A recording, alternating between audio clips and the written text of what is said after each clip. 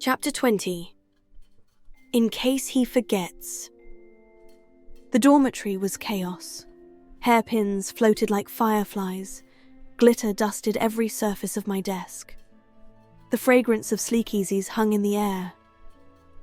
I stared at my reflection, uncertain, wiping blush off my cheek. My face glowed red. I didn't need powder.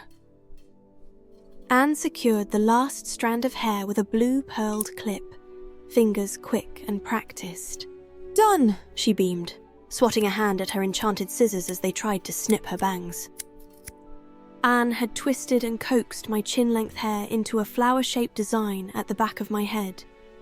Each petal was tucked carefully and pinned in place, pearls glinting among them, all held together with a scandalous amount of sleekeasies. A single lock had been left to curl free, trailing from my temple to the rose-red paint of my lips. My mouth curved into a small, restrained smile, though excitement shone through the hazel of my eyes. A dimple deepened in my left cheek. "Excellent work, Pumpkin," Nerida chirped from behind, nestling her chin into the crook of Anne's neck. I kept my eyes on the mirror, watching as she looped her arms around Anne's waist and pressed a gentle kiss to her pulse. I smiled, dropping my gaze, offering them some privacy. From across the room, Imelda scoffed. Sure. Hours of effort for the one man who can't see it. I inhaled sharply, her words burning on my skin. Anne didn't even grant her the satisfaction of turning around. "Style isn't visual, it's presence. He says that all the time." Her tone was calm and dismissive. Nerida grinned. "Don't be jealous, Imelda. It doesn't suit your bone structure." I could have sworn the fire in the heating stove flared. Have fun with Mr. Presence, then. Imelda spat, tugging her gloves over her elbows. A second later, the door slammed behind her. The room relaxed. "Thank you," I murmured, willing my voice to sound lighter than I felt. I cast one last glance at my reflection before standing. "Both of you." Anne shrugged. Nerida lifted her chin slightly, slowly releasing the pressure on Anne's shoulder and waist. She stood at least 5 inches taller, her hair similar to mine except hers hung in loose waves around her warm oval face. Her dress was black, her boots the same, laced up to her knees like fighting leathers. Anne's flashing red gown nearly brushed the floor, showing only the tips of her high-heeled shoes. Her long hair was stacked into a Victorian braid, one thick curl cascading down her collarbone. They both looked breathtaking, like 2 blades forged of the same steel. I ran my gloved hands down the silk-streaked fabric pressed against my stomach, my chest rising gently even though I could barely breathe around the knot between my ribs. "Shall we?" Anne's hand settled on my shoulder, her nails bright and polished to match the deep scarlet hue of her dress. I reached for the corsage on my desk, flaked with glitter, shimmering like a starry night. Then I nodded, slipping the corsage over my wrist. Anne and Nerida walked ahead, Anne's long dark braids swaying at her back. They looked fearless, as if they'd done this 1,000 times before. I trailed after them, wincing at my own footsteps as they echoed sharp and loud toward the great hall. We passed the glittering hourglasses with house points, and I couldn't help but crane my neck at the narrow difference between sapphire and emerald, only to bump straight into Poppy. "Oh, great," she laughed, adjusting her puffed sleeves. "I was looking for you."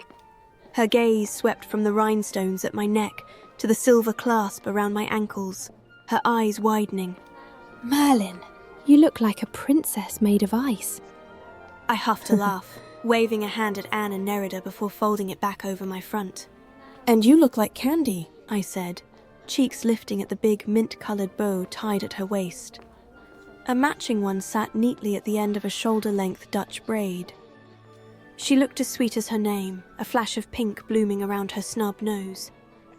Just as she drew breath to answer, Sebastian's tall frame appeared behind her. "Mint chocolate is my favourite," he quipped, his hand hovering at her side, not quite touching. For a flicker of a moment, his quiet reverence stunned me. With me, He'd always taken what he wanted.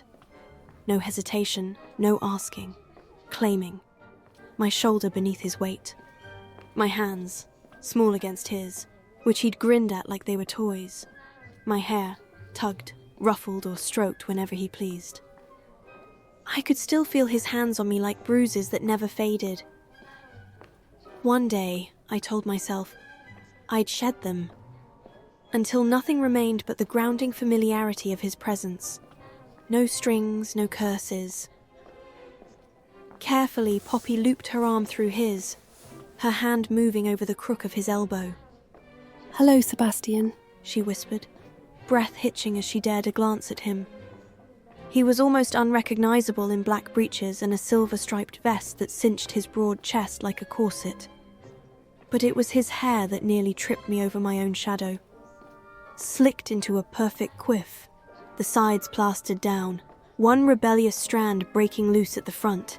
Infuriating, mesmerizing. A chuckle near my ear made me stagger. Then, the faint brush of breath against my cheek, and my lungs forgot how to hold anything other than his scent. Steady, Ominous murmured, voice low but bright with anticipation.